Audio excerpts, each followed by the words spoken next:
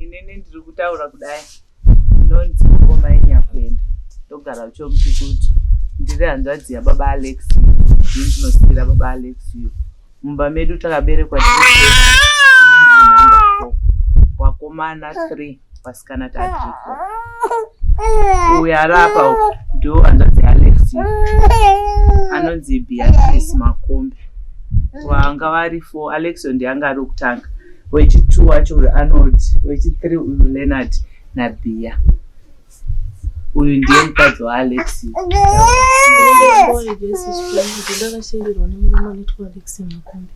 ndinamai waAlex ndiye ndakashayikirwawo nemwana akafira kumvura anoitwa Alex ndinanga ndine wana 4 pari zvino ndasarawo newana 3 wakomana 2 nomusikana 1 uyezve nomwana waAlex ane 6 months ndo mhuri yandakuverenga kuti ndiwe wechi4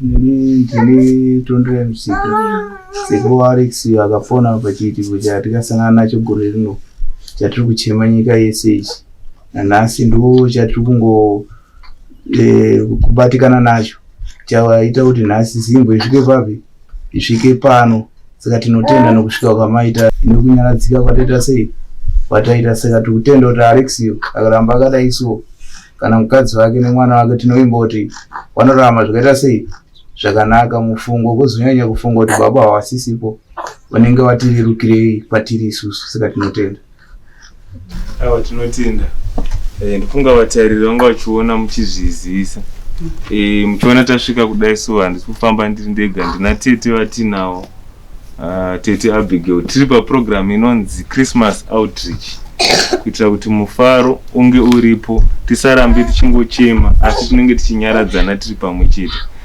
Amai mubvunzo wekutanga mumwe watingade kuziva vatariri vedu vanenge vachiramba vachibatikana vachirwadzikana asi vachida kuziva zvakazosara zvaitika.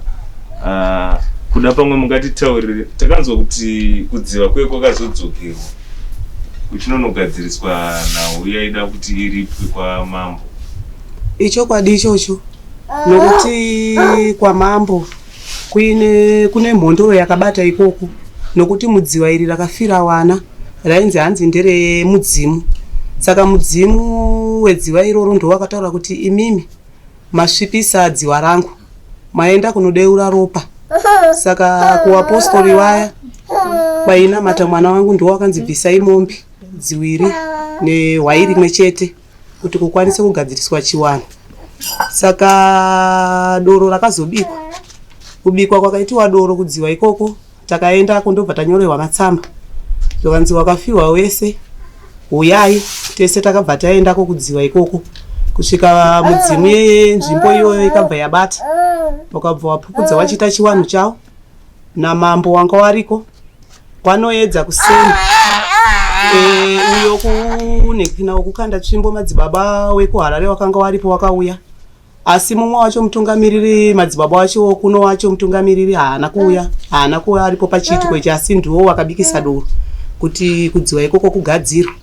Saka zvauya zvakadaro mudzimu iye ikabva yati isusu zvedu zvanga tichida kuita taita sei isusu tagadzirisa. Isusu takafirwa tese hawana wawakatora kana chawakaita nesu kana kuti watishedzewo mudzimu yacho kuti isusu watinyaradzewo wataure nesu kubva kufa kwakaita wana wedu hawana kungewo wataurawo nesu ende nanhasi hawatotiziwawo kuti vanhu vakafirwa hawa ndiwake asi chawakagona kubhadharisa mombe kudziwa nokunoenda kunotonhodza ropa pakafira wana. Saka zvauya zvakadaro mambo takabva tazowabvunza kuti naishe ko isusu takafirwa matishedzerei ingava nehamunawo chamataurawo nesu pakufa kwakaita chiwana wacho ende kuuya kwataita hapuna kana kuwana nguva yamatishedza muchitiunganidza kubva mati zvinhu zvapera dzokerai mudzimba dzedu. Isusu tanga tichidawo umbowo hwokuziva kufa kwakaita chiwana wedu sezvo mumwe mutungamiriri wacho akanga aripo pakufa kwewana wechechi yeJerusarema wacho akanga auyawo kuHarare asi mutungamiriri mukuru muokuno wacho anga asina kuuya. Saka chifi ndoko wakataura wakati aiwa imimi mese makafiwa tafunga kuti tichienda ikumba kwangu tiende tunotaurirana. Takati sisu chifi tarisai kuti kubva pakutanga kuitika kochiitiko ichi kumba kwenyu takambouya hapana kana chakabuda. Takaedzawo kufonerawo polisi kuti uyai mutibatsirewo polisi haina kunge yasvika. Nhasi matishedza mukuramba muchitifambisa, chiri kubuda hapana, nokuti uyu mutungamiriri wekuno uyu akanga anyora tsamba newadare wake wekumasove zvikanzi mese makafiwa uyai kwamambo tisangane, toda kukubatai maoko tiri kwachifi. Saka tese isusu takafiwa takabva taenda kwachifi kuya kusvika mutungamiriri uye neapostori wake wadare wake hawana kukunda kuuya, takaswera takagara pamambo. Ko chifi matishedzerei? Zvikanzi nachifi inini handiziriri ndakanyora tsamba makanyorerwa neapostori watungamiriri wekunoku wacho aneti wamaiki wacho. Saka inini panhauyo matsamba handina zvandikuziva. Inini pomba panga hapabatiwe maoko, ndiwo mutemo wopomba pachifi. Saka zvauya zvakadaro vanhu vakabva vati isusu saka chifi zvinoita here kuti isusu tafirwa. Nhasi waakutiita sei? Waakutishedza kuti watibatire maoko pano, wotadza kuuya pai, wotadza kuuyawo mudzimba dzedu. Saka vanhu ndopavakati isusu makatifambisa kwekutanga, nhasi kochituu mhondro dzatishedza chiri kubuda hapana.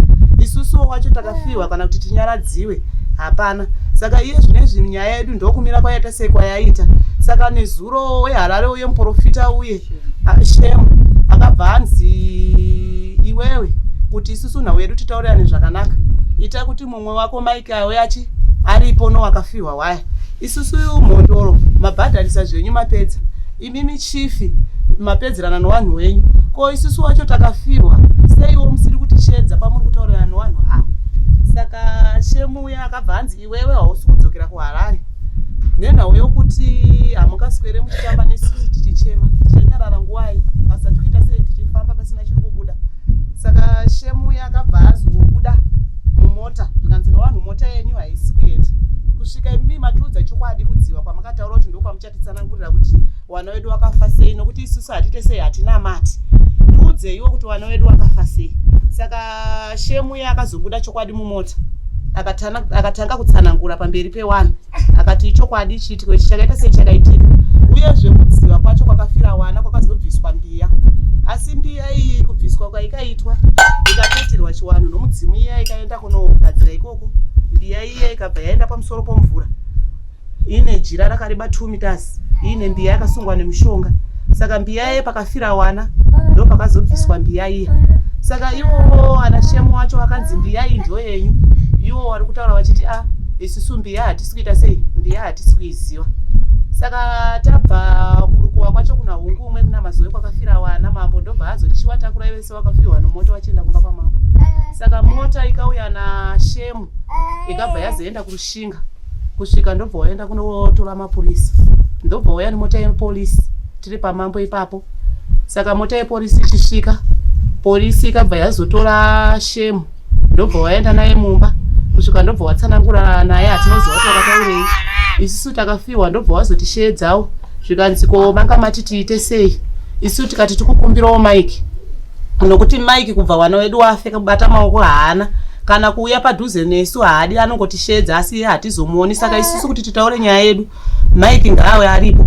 Saka polisi ikabva yasimuka ndobva yachienda kumba kwamaiki, kusvika maiki wakabva wauya naye. Saka achisvika maiki uya ndobva anzi nowakafiwa isusu tikukumbirawo kuti utiudzewo kuti wana wedu wakafa sei. Saka maiki akabva asumuka ndobva atanga kutsanangura kuti isusu takaenda kumvura, chiitiko ichi handina kuchitarisira panguva iyoyo kuti chiitiko ichi chingaitike pakufa kwakaita wana. Akabvunzwa zvikanzi iwe maiki tinozvatoda kukubvunza, ko banga muchechi yenyu yeJerusarema ririmo here? Zvikanzi inini pabanga muJerusarema hari. Chokwadi inini zvobanga zviri kutozvishamisawo, nokuti panguva yaibvunzwa mubvunzo wakakundikana kuti wataure, nokuti polisi yakanga iripo. Polisi ikati aiwa isusu hatina kuuya kodzivisa zvamuri kuita, asi nyaya iripo toda kuti imimi taurai wakafiwa wacho. Zvamuri kuda zvese chatiri kuramba ndechokuti murwisane. Saka zvamira zvakadaro maiki akabva azonzi kotsvimbo kukandwa mumvura kwaikaitwa ikakandwa nani. Maiki akataura kuti inini ndikanga ndakatarisawo kusaidhi kwangu ndega. Saka tsvimbo iyi akakanda inini handina kumita sei, handina kumuona, asi mumvura tsvimbo ndakaiona irimo zvishuwa. Saka ndobva hanzi aiwa taura chokwadi, nokuti iwewe haufaniri kunyara kutaura chokwadi nokuti mumwe wako aripo, toda kunzwa chokwadi. Zvikanzi chokwadi ichocho mumwe wangu tsvimbo chokwadi akakanda. Saka uyu wakukanda chimbo shemu akanzi goyo chimbo yako yairewei zvikanzi inini kupinda kwatakaita mumvura amena akanopusha chimbo yangu ichibva yanowirawo mumvura handina kunge ndaita sei handina kukanda inini tsvimbo yangu ikabva yatanga kufamba iri pamusoro pomvura asi tsvimbo ndakasiitora. Saka ndo mamiriro yaikaita mhuri yeZimbabwe nyaya yedu wapostori awa wanga wasiri kuda kuuyawo padhuze nesu kubva wana wedu wafe hawana kuwana kana musiwa wakauyawo wachitinyaradza hawanawo kana chawakaita kuti wasvike padhuze nesu isisuona nhasi tichiri kungochemawo wana wedu nokuti hawana kukwanisa kuita sei hawana kukwanisa kutinyaradza. Saka ana Mike wakazowirirana nashemu waikuti musi wa19 uri musi weSunday vanhu vakafiwa waye wachadzoka futi kupi wachadzoka futi kwaMambo kunoona kuti ko zvichaitwa sei pazvadai sezvo muzuva ranhasi maunganidzwa watungamiriri wacho. Saka nyaya yedu ndokumira kwaikazoita saka patakufunga kuti musi weSunday wakatorwa wacho kunzi vanhu vadzoke futi wakafirwa nowatungamiriri kuti Mambo wari kuti chii sezvo pesapo wanga wasingabvumi nyaya yavo wanga wasingadi kuuya padhuze nesu zvinhu zvavo zvese wairamba. Saka iwo wakati isusu pari zvino tauya kuti tichiona kuti toitawo sei apa taikundikana chikwadi kusvika ndo mamiriro yakaita mhuri yeZimbabwe nyaya iyi. Ndofunga mai ndikaito zvekare mubvunzo apa zviri kureva kuti kana runyaradzo kana kuti yatinoti nyaradzo yamunoita tikatarisa muchitendero chechipostori panowanzoti munhu kana achinge ashayika panozoitwa nyaradzo ndizvo kureva kuti havana kuzokwanisa kuuya namadzibaba maiki hawana hatina kuita nyaradzi dzisati dzaitwa nyaradzi dzisati dzaitwa ana madzibaba maiki wacho iwawo hawasati wambouya kana padhuze nesu kana kuti tione kuti vana wacho zviri kuitwa sei kana kuti tozvifambisa sei zvinhu zvedu kubva pakashaya wana zvakangomira zvakadaro ana maiki hawasati wasvika kana kuti tizive kuti wana wacho nyaradzi dzacho dzinoitwa sei kana kuti tichafamba sei zvakangomirawo zvakadaro. Tete muzukuru tikuona muri kumuchengeta zvikuratidza kuti ari kumbobvunya hongu saka mune muchimbotamba naye iri pachivanzi achimbodi akutezwa zvakaita anenge achitamba basa ranakira kuti harambe achivanga anokuaangana naye panguva iyoyo hanetsi haite zvekuchema kana kudini anongogara achingofara kana pasina kunekurwadza. Kuuya kwenyu nyasha dzaMwari tinokugamuchirai nomufaro mukati memusha uno tinokutarisirai nesimba raMwari kuti ivo Mwari pachezvavo vakutumai vachakugonesai nokukuwedzerai zvimwe zvinhu kuti mugone kutibatsirira mhuri yatinayo. Takasiyiwa tine ronda risingapori pakati pemwoyo rekuti kana tikafunga munguva dzeusiku hopatidziwane asi chokuita pari zvino hapana. Takatarisawo ruva redu iri ratakasiyirwa Beyonce mwoyo unombotiyevenukei mbijana toti Mwari vane chokuita neupenyu hwemunhu. Alex wakamuti arore ari mwana mudiki vanga vaine chinangwa chavaiziva Mwari chokuti achazotisira ruva iri kuti tisare tichiona tinaye Beyonce nyangwe zvinhu zvakaoma kuti hatina zvatogona kumpa sene hangu handina chandati ndamupa kutaura chokwadi nokuoma kwezvinhu handina pekutangira nokuti handiende kubasa shungu ndinadzo asi handina chandinacho pari zvino asi mwana wedu uyu kukura ari kukura zvakanaka chero utano ane utano hwake hwakanaka unoyevedza kuti mwana asi taingoshuwira kuti sekuuya kwamaita kutumwa kwamaita nevakuru nokutumwa kwamaitwa naMwari zvinhu zvichatiitira zvakanaka mukati meupenyu hwedu. Toda kungokutendai norudo rwenyu rukuru rwamatiratidza.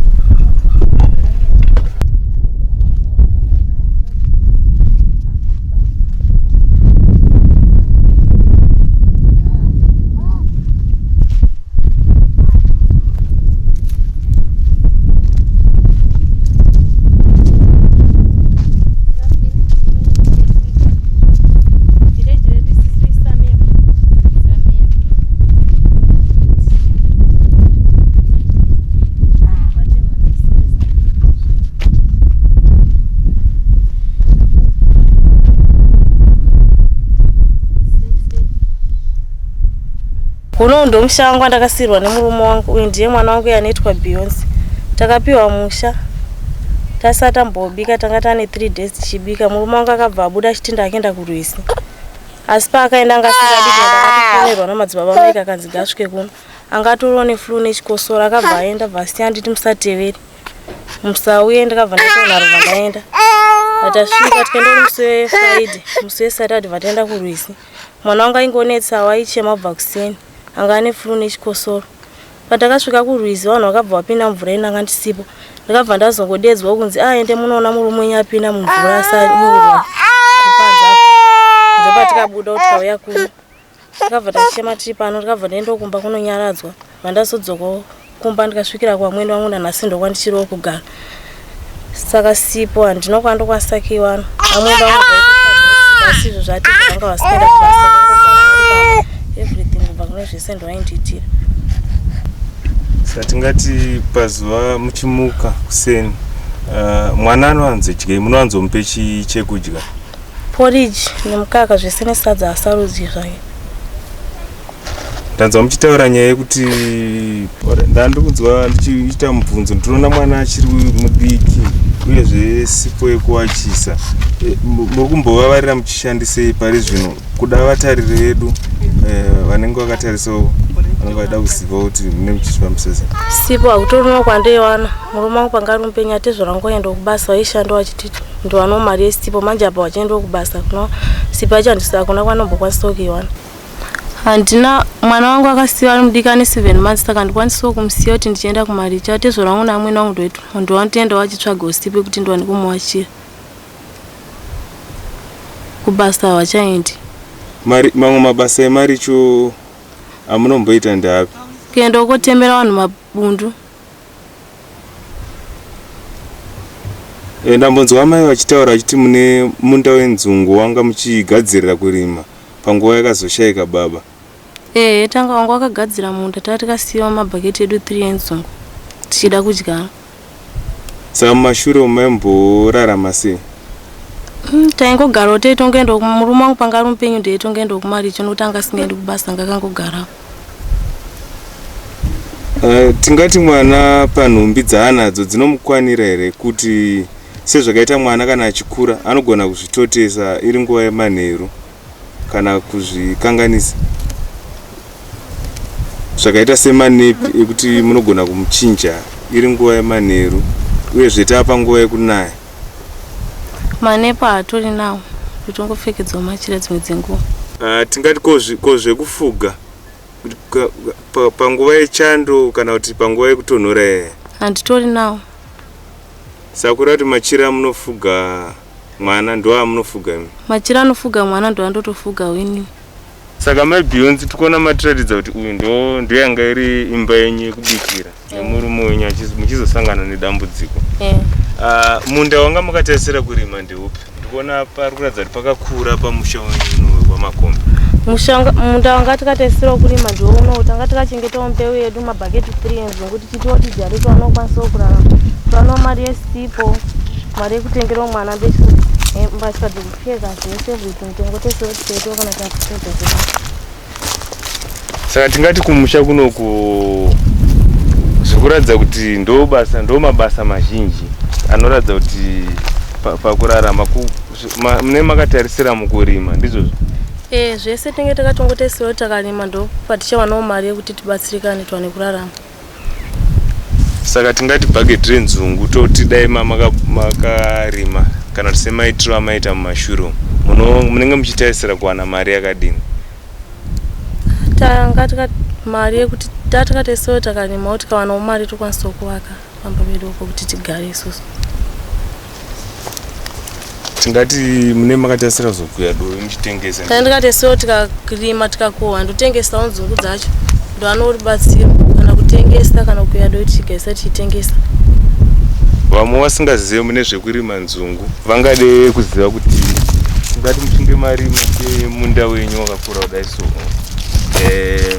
matengesa roratidza kuti ivhu rakanaka tomboti mukarima nzungu makabudirira mugomo uyo wenzungu uyo unowanzotengeswa sezvakaita mari? Mugomo wenzungu dzemusva unoita $18. $18. Saka kureva kuti mukarima sezvakaita munda wenyu wakakura unogona kubuditsirei mabhaketi emusva akawanda zvakadini?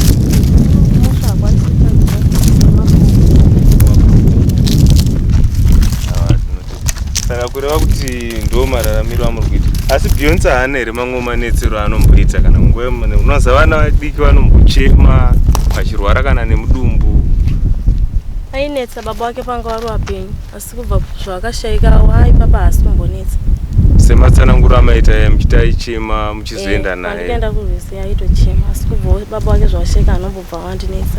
Mune rumwe here rubatsiro rwamunombopiwawo kune vanhu vesangano vamainamata nawo vaimbo vachibatsirwa namadzibaba Alexio vachirwara? Hapana kana rubatsiro rwakambondipa. Kana kumbodzoka vachizombokuona hapana kana mumwe akazombodzoka? Murume wangu hapana akambobva wadzoka pano.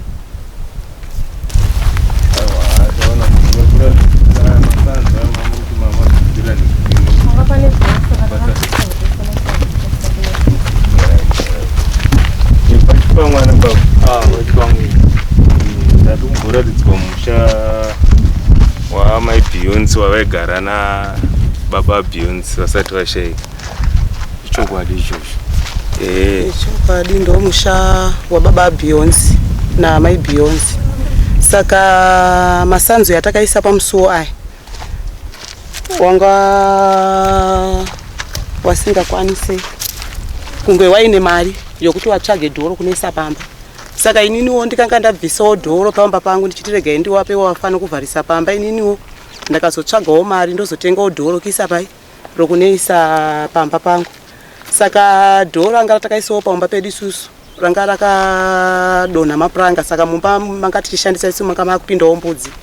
Saka kufa kukaitawo mwana sezvo muroora pari zvino ndinai kumba ndopatatirega tibvise hedu dhoo tifane kuvhara nemasanzu nokuti kunoku kunofamba mbudzi. Saka inini kurarama kwaita mhuri yangu Alexio anga ari mwana mudiki wese nemudzimai wake. Saka inini ndindaitokwanisa nababa wake kutsvagawo zvokuti wakwanisawo kuita sei wakwanisawo kurarama. Saka Alexio ndo musha wake wakasiya anga aine svondo rimwe akaita 3 days achingobikawo panapo pamba haana kutombopagara. Alexio achibva ashaya. Saka Alexio aisvikawo nguva yekuti aitawo richo rokukwanisawo kurarama nemhuri yake. Aiendawo kunotsika madhina nokufunga goro rino aitsika madhina vachitsikirawo vanhu kuti akwanisawo dzimwe dzenguva kuti atengerewo mwana wake sipo. Panguva yandinenge ndisinawo inini aishingirirawo kuedzawo kutsvagawo richo rokuti akwanisawo kurarama nemhuri yake. Hakunawo changa ati aita nokuti musha wake anga achangotangawo. Kana changa ainachowo Alexio hapana zvokuti mhuri ikwanisawo kurarama. Saka wokubvawo kufawo kwaakaitawo mwana sipo tisu tiri kutotsvagawo. Wechechi hawana rubatsiro rwawakawisa kubva pakufawo kwaAlexio kana kuzodzokawo kuti wauyawo waone mhuri yaAlexio. Wechechi wakakundikana hapana rubatsiro rwawainaro. Saka dambudziko ratiinaro manje ndorokuti baba wacho wagarawo kubva kufawo kwakaita mwana Alexio kuti wakwanisawo kuenda kubasa pari zvino munhu anga ari pakubatikana zvakasimba. Saka kuti wachiwanawo kutsvagawo mari yokuti tikwanisawo kuchiraramisa mwana waAlexio uyu Beyonce nemuroora zvinhu izvozvo zvavawo pakuita sei pakuti kundawo. Saka mhuri yeZimbabwe ndomamiriro yazvakaita. Ndokuchemawo kwandiri kuita kuti mwana waAlexio anodawo kukwanisawo kunge achirarama unozirara ari mwana ane 7 months. Saka kuzoonawo akurawo kureva kuti mwana uyu paari panotoda kutoti ndiwa titokwanisawo kuraramawo kuti mwana uyu akure nokuti Alexio mafiro yaakaita akafawo tisina tarisiro yekuti Alexio muzuva ranhasi tingamuti hasisipo. Saka panapa ndopombawo paAlexio. Asi nhamo dzake takaona kuti sepamba panga asati agara akangogara mazuva 3 regai tichingomuchemerawo zvedu pai pamba pedu. Pamba pake hapaite kuti timuchemere nokuti imba yaita idiki wanhu hapana kana mumvuri wokuti wanhu vanogara aifanira kunge akatochemewa pamba pake. Saka pari zvino muroora ndinaye kumba. Saka ndanga ndichishingirirawo kuti muroora nditombotigareyo naye kuitira kuti mwana uyu nosaizi yaari awane kuita sei awanewo kuti akurewo ndinaye ndichiona nokuti paari pasiwa hapaite kuti muroora kuti ndimuti abve mukati momusha mwana achiri noudiki hwaainawo kureva kuti muroora hakwanisawo kuti achengete mwana. Tiri pane nyaya iyoyo baba. Ndona munharaunda muno mukuratidza kuti vakomana vechidiki vanga vari kuvaka misha zvichisanganisira nemwana wenyu akazotisiya vari kuita zvekurima. Pane here mamwe mabatsiro amunogona kuita muroora wenyu mukati mekurima? Ndambonzwa achiratidza kuti pane munda wenzungu uno patiri pana. Mune musina here dzimwe mbesa dzamune makachengeta mudura? Ichokwadi ichocho mhuri yeZimbabwe chiripo ndechekuti panguva ineyi unoyu ndo munda wanga ndikavapa payadhi pavo panapa zvichienda uko zvichinodzika one kuzasi uko ndo munda wanga ndakwanisa kunge ndichingovapa kuti no mwana wangu chirima ivo panapa nzungu. Iko zvinezvi mbeswa dziripo dziri kubhadhara mazuva ano inzungu. Takakwanisa kurima nzungu ndo patiri kukwanisa kunge tichiwanawo kana kuti kukuisa dowi kutengesa, especially kana pakutengesa bhagedhi remusvo rakatonongorwa almost $18 to $20. Saka ndo chirimwa chatiri kuona mazuva ano kuti ndo chiri kubhadhara. Changa ndichikwanisawo kuti mwana wangu akakwanisa kunge achirima nzungu idzodzo seipapa kuti akanga ine 3 buckets dzaakanga achida kudyara pasi, ndo chirimwa chiri kukwanisa kunge chichibhadhara panguva ineyi. Zvanana donje zvirimwa zvataishandisa nguva yose kumashure hazvichabhadhari. Saka chirimwa chenzungu ndo chirimwa chiri kubhadhara panguva ineyi kumusha kunoku. Aiwa, handikupanzwisisa baba ichokwadi.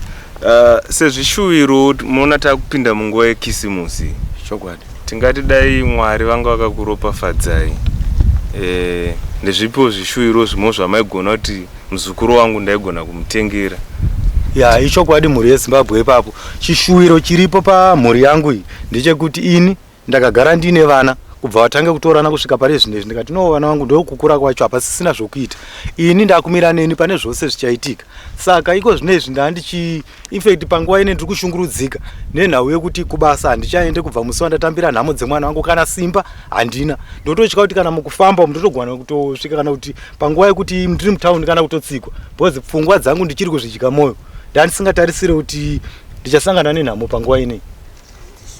Ichokwadi zvinhu zvinorwadza baba Makombi zvamakasangana nazvo. Ndofunga tese tinenge tichichema pamwe chete nemi sekusvika kwataita kuti tigone kuona kuti zvakamira sei. Ichokwadi ipapo because ndanga ndichingotiwo panguva ineyi ndiri kubasa pandaendawo ndichiri kushanda ndandine shuwiro yekuti ndokwanisa ndichitengerawo muzukuru wangu zvekupfeka, muroora wangu zvekupfeka, mwana wangu zvandagara ndichingoita mazuva ose kuti hapana pandikabva ndasiyana navo vana vangu, ndandichingogara pane each and everything ndichimira nevana vangu. Saka ndozve zvimwe zvinhu zviri kundirwadzawo sepanguva ineyi handisi kuenda kubasa, ndakangogara pamba nemhuri yangu nemuzukuru wangu nemuroora wangu. Tingati tinoziva zvechokwadi, asi chivavariro kana kuti mungati muzukuru munoona mukapinda musitoro zvezve ndamboona pagrowth point yedu yatinayo parushinga kuri kunzi dai mamuchiri kubasa zvimwewo zvamaigona kutengera kuti muzukuru wangu apa Christmas ndogona kumutengera zvakati nezvakati ndezvipi? Ichocho ichokwadi. Naadzimai muna naApril umu ndanditoriwo neshungu dzekuti amai mwana paChristmas yeThis year muzukuru wangu ndikufunga kumutengera kana kuti keki almost $20 ndingomufarawo nemuzukuru wangu ndichingomuratidzawo chido chokuti muzukuru wangu tarisa zvandakuitira zvongu mwana mudiki hasati akwanisa kunge achitaura kana kudii, asi ndoshuwiro zvimwe zvinhu zvakandiinazvo kuti ndikatengera muzukuru wangu makekeke ndomutengerawo mbatya ndowana kuzotengerawo mwana wangu grocery rekuti akwanisa kunge achibatsirikana sezvo iko zvinezvi kwatiri kumusha kunoku kune vamwewo vadiki eji yemwana wangu wokushayawo. Saka ndichida kuti nhamo yemwana wangu ndasingade kuti ikwanise kunge ichionekwa nevakawanda, saka ndaichingokwanisa kunge pane everything ndandichimira nemwana wangu. Ichokwadi ipapo tiri pagrocery papo ndo pandiri kunyatsodawo Makombi togona timbofamba zvedu tichimbonyatsoona musha wenyu. Chokwadi pagrocery apa ndopada tione nekuti ndo zvinhu zvinoramba zviripo. Keke tinogona kuridya muzuva 1 asi pagrocery apa pazvinenge zvichigara zvirimo mumba batsirani. Ichokwadi ichocho mhuri yeZimbabwe. Ini pagrocery apa ndandichishuwirawo zvinhu zvakaita sotofunge maraisi, mafuta, cooking oil, supu yekuachisa, rice, tapa zvinhu zvitatu. Toti nenhingrini ndati rice handidya, sipo yekuachisa, mafuta ekubikisa, zvanana shuga flour pachimoto apa tichitira kuti kuno kumusha tinenge tichikwanisa kunge tichida kuwanawo kuti unongochimuka kuseni uchibika uchipindawo munda. Saka ndozve zvimwe zvinhu magrocery zvandinoedha ipapo pamhuri yangu zvandagara ndichingoita kumashure uko panga ndichiri kuenda kubasa. ndo zvanga ndine chishuwo nazvo mhiri yezimbabwe. Tamboona kuri kuratidza kuti kune mbudzi kunoku, kuratidza kuti vanhu kunoku ndikuona mombe nembudzi zvinoratidza kuti zvinoita panyama apa makapedzera kumbochekawo nyama rini muchibata muchinge muchimbodyawo semhuri. Tinozama muri munguva yekuchema, asi isusu chatinenge tichishuvira ndechekuti munge muchifarawo nemhuri yenyu, mumbobvisawo kusuwa. Ya ichokwadi mhuri yezimbabwe pambudzi apa zveshuwa zvipfuwo zviriko, but iko zvine nhamo dzandabva kunotarisana nadzo idzi handitorina kana kuti ndichiziva kuti ndingagumisira kudya nyama yacho rini, handichatomboziva because ndatova netime nenhau yokuti kana mari kana chii zvakangouyawo nepamwe, sezvo panhamo dzemwana wangu idzi zvakazongoitika zvacho zvezvimwe zvacho zvakandibuditsira mari, sezvo ndandikambojoina police saka ndikazokundikana kuzobhadhara mari nenhau yecovid, panguva yecovid kumashure uko. Saka patime ndikazokwanisa kuti ndirinyuise zvinhu zvangu hazvinazokwanisa kundiitira zvakanaka, saka zvakazongondibuditsirawo mari yakawanda, ndikazongokwanisawo kupindawo nemudanga ndichikwanisa kubatawo kamombe kuti ndikwanise kunge ndichiti nhamo dzemwana wangu dzifambe mune zvakanaka. Aiwa, ipapo tikupanzwa baba. Ndokuva tikuona musoro wenyu unoratidza kuti wakakura, munoratidza kuti muri kumbogadzirira kurima.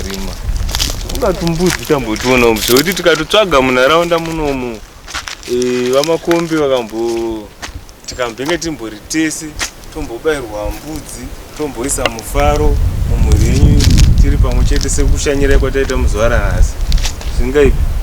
Ichocho ichokwadi, ende munenge matondibetsera zvakasimba because mukanwa munhu ane mazuva kana nyama yembudzi yacho haichatombozivawo kuidya. Regai timbotenderera zvekare mumusha umu, timbosangana nevamwe zvekare vari pano pamusha.